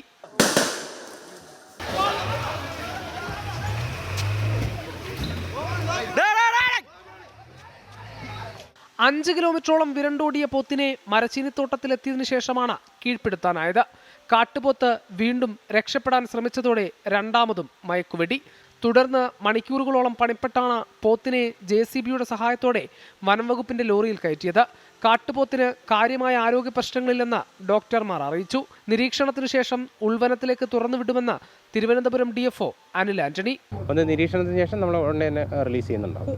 ഒരു പ്രശ്നമില്ല. ഫിസിക്കലി നമ്മൾ ഈ പറഞ്ഞ ഇപ്പം നിലവിൽ നമ്മൾ പാലോട് സൈഡിലേക്കാണ് പോകുന്നത്. അവിടെ ചെന്നതിന് ശേഷം നമ്മൾ 3 സ്ഥലങ്ങളിലും ഉദ്യോഗസ്ഥന്മാരെ നിരീക്ഷണത്തിനായിട്ട് വെച്ചിട്ടുണ്ട്. ഏതാണ് അനുയോജ്യമായിട്ടുള്ളത് അതിപ്പോൾ പോകുന്ന വഴിക്ക് തന്നെ നമുക്കത് റിപ്പോർട്ടാവും. അതനുസരിച്ചിട്ട് അതേസമയം കോതമംഗലം കീരമ്പാറ പുന്നേക്കാട് ജനവാസ മേഖലയിൽ ഇന്ന് പുലർച്ചെയോടെ കാട്ടാനക്കൂട്ടമിറങ്ങി. അച്ചൻകോവിൽ വനത്തിൽ 2 പിടിയാനകളെ ചരിഞ്ഞ നിലയിലും കണ്ടെത്തി. 24 തിരുവനന്തപുരം. സംസ്ഥാനത്തിന്റെ വിവിധയിടങ്ങളിൽ മഴ പെയ്യുന്നു എന്നാണ് പ്രേക്ഷകരുടെ കമന്റ് ബോക്സിൽ നിന്ന് മനസ്സിലാക്കുന്നത്. അതെ, രേണുക സുബ്രൻ പറയുന്നുണ്ടോ, പ്രജിൻ രാത്രി സമയം വലിയ കാറ്റ്, പൊടുന്നനെ മഴയും, കാലാവസ്ഥ വാർത്ത വല്ലതും ഉണ്ടോ എന്ന് ചോദിക്കുന്നുണ്ട്. അപ്പോൾ നമ്മൾ അല്പസം മുൻപാണ് ആ വാർത്ത നൽകിയത് പ്രേക്ഷകരിലേക്ക്. അപ്പം പലയിടങ്ങളിലും മഴ ഉണ്ടാകും, ശക്തമായ മഴ തുടരും അടുത്ത ദിവസങ്ങളിലേക്ക് ഒക്കെ. ഒരു 3 ദിവസം കൂടി ശക്തമായ മഴയ്ക്ക് സാധ്യതയുണ്ടെന്നാണ്. പാലക്കാട് അഞ്ചുമൂർത്തി മംഗലത്തിൽ നിന്ന് ഉച്ചയ്ക്കുണ്ടായ ശക്തമായ കാറ്റും മഴയും വ്യാപകമായി മരങ്ങളെല്ലാം പൊട്ടി വീണു എന്ന് ഷമി പറയുന്നുണ്ട്. സുലൈമാൻ അബ്ദുൽ ഖാദർ പറയുന്നു, എവിടെയെങ്കിലും ഇപ്പോൾ കാറ്റും മഴയുണ്ട്. ഇവിടെ വടക്കഞ്ചേരിയിലേക്ക് ശക്തമായ കാറ്റും മഴയുമാണ് ഇപ്പോൾ എന്ന് പറയുന്നുണ്ട്. അങ്ങനെ പ്രേക്ഷകർ അവരുടെ നാട്ടിലൊക്കെയുള്ള മഴ വിവരങ്ങൾ അറിയിക്കുന്നുണ്ട്. അതെ, ഒരുപാടിടത്ത് മഴയുണ്ട്. മഴ മാത്രം ട്രിവാൻഡ്രം മഴയുണ്ടോ എന്ന ഒരു പ്രേക്ഷകൻ കസ്തൂരി ചോദിക്കുന്നുണ്ട്. അപ്പൊ ശ്രീരാജ് ഒരു നഗ്ന സത്യം പറയുന്നു, ലോകം എത്ര പുരോഗമിച്ചാലും പ്രകൃതിയുടെ മുൻപിൽ മനുഷ്യർ നിസ്സഹായരാണ്. പ്രകൃതി എന്ന സത്യം ഒന്നും പറയാനില്ല. അത് തന്നെയാണ്. കാരണം ഇന്നിപ്പോൾ പോലും നമ്മുടെ റെസ്ക്യൂ ഓപ്പറേഷൻ നിർത്തിവെക്കാനുള്ള കാരണം പോലും ആ രീതിയിൽ ശക്തമായ കാറ്റും മഴയും വന്നതാണ്. അതിനെ മറികടന്നുകൊണ്ട് അവിടെ രക്ഷാപ്രവർത്തനം നടത്തുക ദുഷ്കരമാണ്. പിന്നെ ഒരുപാട് പ്രശ്നം ഇപ്പോഴും ചോദിക്കും, എന്തുകൊണ്ടാണ് ഈ താഴേക്ക് ഇറങ്ങാൻ ഡൈവേഴ്സിന് പറ്റാത്തത്, മുങ്ങൽ വിദഗ്ധർക്ക് പറ്റാത്തതെന്ന് ചോദിക്കുന്നു. റോപ്പ് കെട്ടി ഇറങ്ങിക്കൂടെ എന്നൊക്കെ ചോദിക്കുന്നു. അപ്പോൾ അത് അത്രയും പോസിബിൾ ആണെങ്കിൽ സ്വാഭാവികമായിട്ടും ഇറങ്ങിയിരിക്കും നേവൽ ടീം. കാരണം അവർ ഈ പറയുന്നത് പോലെ അത്രയും എന്താണ് പറയുക, ഇതിന് മുൻപ് നടത്തിയ രക്ഷാപ്രവർത്തനങ്ങളിലൊക്കെ എക്സ്പേർട്സ് ആയിട്ടുള്ള ആൾക്കാർ അവിടെ എത്തിയിട്ടുണ്ട്. പക്ഷെ അവർക്ക് പോലും ഇറങ്ങാൻ പറ്റാത്ത അത്രയും അടിയൊഴുക്ക് അത് അതിഭീകരമായി ഉണ്ട് ഗംഗാവലി പുഴയിൽ എന്നാണ് ഇപ്പോൾ മനസ്സിലാക്കുന്നത്. അതുകൊണ്ട് മാത്രമാണ് രക്ഷാപ്രവർത്തകരുടെ കൂടി അവരുടെ കൂടി സുരക്ഷ ഉറപ്പാക്കേണ്ടതുണ്ട്. അതെ, സാധാരണ ഒരു മനുഷ്യന് ഈ പറയുന്ന നേരത്തെ കണ്ടില്ല 2 knots വരെയുള്ള ഒഴുക്കിൽ നീന്താം, അല്ലെങ്കിൽ താഴേക്ക് പോകാൻ പറ്റും. മാക്സിമം എന്താണ് ഹൈ എന്താണ് പറയുക ഫെസിലിറ്റീസിൽ എക്സ്പേർട്സിന് ഒരു 3 knots വരെ വേഗത്തിലുള്ള ഒഴുക്കിലേക്ക് അതിനെ മറികടന്ന് താഴേക്ക് ആഴങ്ങളിലേക്ക് പോകാൻ പറ്റും. പക്ഷേ ഇത് അങ്ങനെയല്ല, 6 knots പ്ലസ് 6ന് മുകളിലാണ് അവിടുത്തെ ഒഴുക്ക്. അതിഭീകരമായ ഒഴുക്കാണ്. അതുകൊണ്ട് മാത്രമാണ് അവർക്ക് മുങ്ങൽ വിദഗ്ധർക്ക് ഉള്ളിലേക്ക് ആഴങ്ങളിലേക്ക് പോകാൻ കഴിയാത്തത്. ശ്രീരാജ് പറയുന്നു, കോഴിക്കോടിന്റെ പലയിടത്തും കറണ്ടില്ല, കാറ്റും മഴയുമാണ്. സ്പീഡി ഗ്രാഫിക്സ് പറയുന്നുണ്ട്, മലപ്പുറം ഹെവി റെയിൻ, കുറേ നേരമായി മഴ തുടരുകയാണ് എന്നാണ് പറയുന്നത്. യെസ്, മഴ ഒരു തുള്ളിക്ക് ഒരു കുടം പോലെ ഇപ്പോൾ പെയ്യുന്നു എന്ന് മാസ് ബ്ലോഗ് എന്ന് പറയുന്ന ഒരു ഐഡിയയിൽ നിന്നും കമന്റ് എഴുതുന്നുണ്ട്. അപ്പോൾ നോക്കാം, എവിടെയെങ്കിലൊക്കെ മഴ അത്തരം വാർത്തകളുണ്ടെങ്കിൽ അതുകൂടി പ്രേക്ഷകർക്ക് ഈ ഷോയുടെ ഭാഗമായിട്ട് സൂചിപ്പിക്കാം. നമ്മൾ ഇവിടെ നിന്ന് നേരെ ഡൽഹിയിലേക്ക്, അതെ, അടുത്ത റിപ്പോർട്ടിലേക്കാണ് അല്ലേ. അതെ, രാഷ്ട്രപതി ഭവനിലെ 2 ഹാളുകളുടെ പേര് മാറ്റി. ദർബാർ ഹാളിന്റെ പേര് ഗണതന്ത്ര മണ്ഡപം എന്നും അശോക് ഹാളിന്റെ പേര് അശോക മണ്ഡപം എന്നുമാണ് മാറ്റിയത്. എന്തായാലും ഈ പേരുമാറ്റൽ നടപടിയെ വിമർശിച്ച് കോൺഗ്രസ് രംഗത്തെത്തിയിട്ടുണ്ട്. അതിരൂക്ഷമായ ഭാഷയിൽ തന്നെ പ്രിയങ്ക ഗാന്ധി രംഗത്ത് വരികയും ചെയ്തിട്ടുണ്ട്. രാഷ്ട്രപതി ഭവനിൽ നിരവധി ആചാരപരമായ ചടങ്ങുകളുടെ വേദിയായ 2 ഹാളുകളുടെ പേരുകളാണ് മാറ്റിയത്.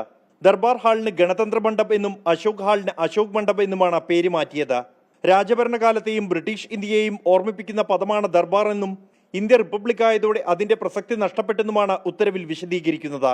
ദേശീയ അവാർഡുകളുടെ വിതരണമടക്കം പ്രധാന ചടങ്ങുകളുടെയും ആഘോഷങ്ങളുടെയും വേദിയാണ് ദർബാർ ഹാൾ.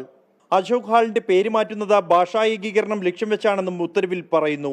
രാഷ്ട്രപതി ഭവന്റെ അന്തരീക്ഷം ഇന്ത്യൻ സംസ്കാരവും മൂല്യങ്ങളും പ്രതിഫലിക്കുന്ന തരത്തിൽ മാറ്റുന്നതിനുള്ള ശ്രമങ്ങളുടെ ഭാഗമായാണ് നടപടിയെന്ന് രാഷ്ട്രപതി ഭവൻ അറിയിച്ചു. പേരുമാറ്റത്തെ പരിഹസിച്ച് പ്രിയങ്ക ഗാന്ധി രംഗത്ത് വന്നു. ദർബാർ എന്ന സങ്കല്പമില്ലെങ്കിലും ചക്രവർത്തി എന്ന സങ്കല്പമുണ്ടെന്ന് പ്രിയങ്ക പ്രതികരിച്ചു.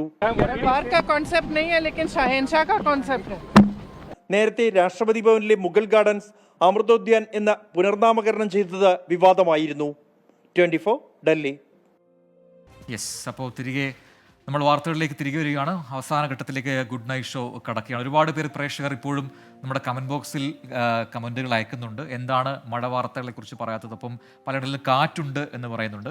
അപ്പോൾ കേരളത്തിൽ മാത്രമല്ല, കേരളത്തിന് പുറത്തും പല സംസ്ഥാനങ്ങളിലും മഴയുണ്ട്. പ്രത്യേകിച്ചും ഈ വടക്ക് കിഴക്കൻ മേഖലയിലൊക്കെ തന്നെ ശക്തമായ മഴയുണ്ട് കഴിഞ്ഞ കുറേ ദിവസങ്ങളായി.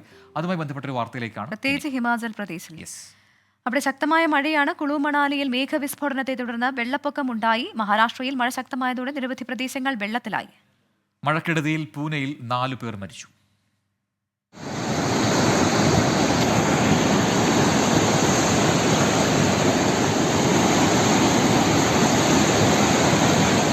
കുളുവിലെ അഞ്ജലി മഹാദേവ മേഖലയിലാണ് മേഘവിസ്ഫോടനം ഉണ്ടായത്. വെള്ളപ്പൊക്കത്തെ തുടർന്ന് ദേശീയപാത അടച്ചു. മാണ്ഡിയ, കിനൌർ, കാൻഗ്ര ജില്ലകളിലെ 15 റോഡുകളിൽ ഗതാഗതം നിരോധിച്ചു. മേഖലയിൽ നിരവധി വീടുകൾക്ക് കേടുപാടുകൾ സംഭവിച്ചു. അനാവശ്യ യാത്രകൾ ഒഴിവാക്കണമെന്നും നിർദ്ദേശമുണ്ട്. ശക്തമായ മഴയിൽ വിവിധ മേഖലകളിൽ വൈദ്യുതി വിതരണം മുടങ്ങി. ഹിമാചലിൽ ഇന്ന് യെല്ലോ അലർട്ടാണ്. അടുത്ത 4 ദിവസത്തേക്ക് ശക്തമായ മഴയുണ്ടാകുമെന്നാണ് മുന്നറിയിപ്പ്. മഹാരാഷ്ട്രയിലെ ശക്തമായ മഴയിൽ താഴ്ന്ന മേഖലകൾ വെള്ളക്കെട്ടിലായി. മുംബൈയിലും പൂനെയിലും നിരവധി വീടുകൾ വെള്ളക്കെട്ടിലാണ്. മഴക്കെടുതിയിൽ പൂനെയിൽ 4 പേർ മരിച്ചു. ദുരിതാശ്വാസ പ്രവർത്തനങ്ങൾക്കായി NDRF സംഘമെത്തി. മുംബൈയിൽ യെല്ലോ അലർട്ടും പൂനെയിൽ ഓറഞ്ച് അലർട്ടും പ്രഖ്യാപിച്ചിട്ടുണ്ട്. 24 ഡൽഹി.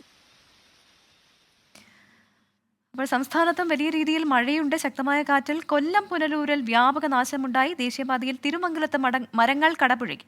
വിവിധയിടങ്ങളിൽ KSEBയുടെ വൈദ്യുതി പോസ്റ്റുകളും ഒടിഞ്ഞുവിട്ടുണ്ട്. EV ജയശങ്കർ കൊട്ടാരക്കരയിൽ നിന്ന് ചേരുന്നുണ്ട് ഒരു വിവരങ്ങളുമായി. ജയശങ്കർ, ഏതൊക്കെ മേഖലയിൽ ആണ് ഇതുപോലെ നാശനഷ്ടങ്ങൾ ഉണ്ടായത്? ഇപ്പോൾ അവിടെ എന്താണ് സാഹചര്യം? മഴയുണ്ടോ? അതായത് ഇന്ന് വൈകിട്ടോടു കൂടിയാണ് ഇത്തരത്തിൽ കൊല്ലം പുനലൂർ പ്രദേശത്ത് വ്യാപകമായ രീതിയിൽ കാറ്റടിക്കുന്നത്. വലിയ ശക്തമായ കാറ്റായിരുന്നു ഉണ്ടാകുന്നത്. ഈ കാറ്റിൽ വീടുകൾക്ക് മുകളിൽ വ്യാപകമായി മരം കടപുഴകി വീഴുന്ന ഒരു സാഹചര്യം ഉണ്ടായി. ഈ വീടിനോട് ചേർന്നുള്ള തെങ്ങ് ഉൾപ്പെടെയുള്ള മരങ്ങളാണ് കടപുഴകി വീണത്. ഒപ്പം തന്നെ ഈ തിരുമംഗലം കൊല്ലം ദേശീയപാതയിലും റോഡുകളിൽ മരം കടപുഴകി വീഴുന്ന ഒരു സാഹചര്യം ഉണ്ടായി. ഒപ്പം KSEBയുടെ പോസ്റ്റുകൾ വിവിധയിടങ്ങളിൽ ഒടിഞ്ഞു വീഴുന്ന ഒരു അവസ്ഥയുമുണ്ട്. എന്തായാലും ഈ അപകടങ്ങളൊന്നും ആളപായമില്ല എന്നത് ആശ്വാസകരമായ വാർത്തയാണ്. എന്തായാലും പ്രദേശത്ത് വൈകിട്ടോടുകൂടിയ ശക്തമായ കാറ്റിലാണ് ഇത്തരത്തിൽ വ്യാപകമായ നാശനഷ്ടം ഉണ്ടായിരിക്കുന്നത്.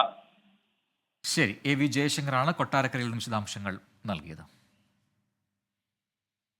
അപ്പോൾ ഒരു വാർത്ത അതിനും കൂടി പൂർത്തിയാവുന്നു. ഗുഡ് നൈറ്റ് ഷോയുടെ ഒരു അധ്യായം കൂടി പൂർത്തിയാവുകയാണ്. ഒരുപാട് പ്രേക്ഷകർ ഇപ്പോഴും പറയുന്നുണ്ട്, നിങ്ങൾ ഗുഡ് നൈറ്റ് പറഞ്ഞു പോകുമ്പോൾ നമ്മൾക്ക് വീണ്ടും അങ്ങനെ ഗുഡ് നൈറ്റ് തിരിച്ചു പറയാൻ തോന്നുന്നില്ല. കാരണം എല്ലാവരും അർജുൻ എന്ന് പറയുന്ന ആ ഒരു ഇമോഷനിൽ നിൽക്കുകയാണെന്ന് പറയുന്നു. അർജുനെ കണ്ടെത്താനുള്ള കഴിഞ്ഞ കുറേ 10 ദിവസമായിട്ടുള്ള ആ യത്നം, ദൗത്യം അതിങ്ങനെ നടന്നുകൊണ്ടിരിക്കുന്നതിലൊരു ഫലം കാണുന്നില്ല. നാളെ ഉണ്ടാകുമോ ആ വാർത്ത എന്ന് ചോദിക്കുന്നവരാണ് നമ്മുടെ പ്രേക്ഷകരിൽ ഭൂരിഭാഗം ആൾക്കാർ. അപ്പോൾ നമ്മൾ അങ്ങനെ ഒരു ശുഭപ്രതീക്ഷ വെക്കുന്നുണ്ട്.